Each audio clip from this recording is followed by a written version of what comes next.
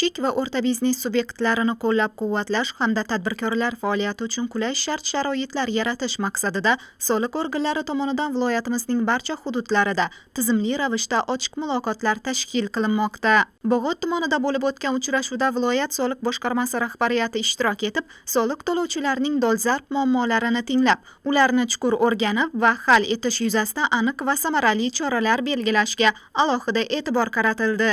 Bu kabi muloqotlar orqali kichik va o'rta biznesning iqtisodiyotdagi o'rni yanada mustahkamlanib, yangi ish o'rinlari yaratilmoqda hamda biznes muhitini yanada yaxshilashga qaratilgan davlat siyosati amalda o'z samarasini bermoqda. Uchrashuvdan asosiy ish tadbirkorlarining muammolari, ularda bo'lib turgan kamchiliklar to'g'risidagi fikr mulohazalar bo'lib o'tdi. Rahbarlar o'zlarining fikr mulohazalari o'zlarining munosabatini bildirdilar. Bundan tashqari shu soliq to'lovchi bilan soliq to'lovchilarning majburiyatlari, ularning yutuqlari to'g'risidan bir yaxshi fikrlar aytib o'tdilar.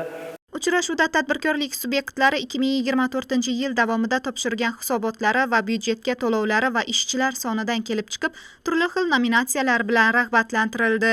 Bir yil davomida iste'molchilarga salkam 4000 ta iste'mol chekini taqdim qilgan mas'uliyati cheklangan jamiyat rahbari Zafarbek Abdullayev ham eng ko'p fiskal chek bergan tadbirkorlik subyekti nominatsiyasi g'olibi bo'ldi.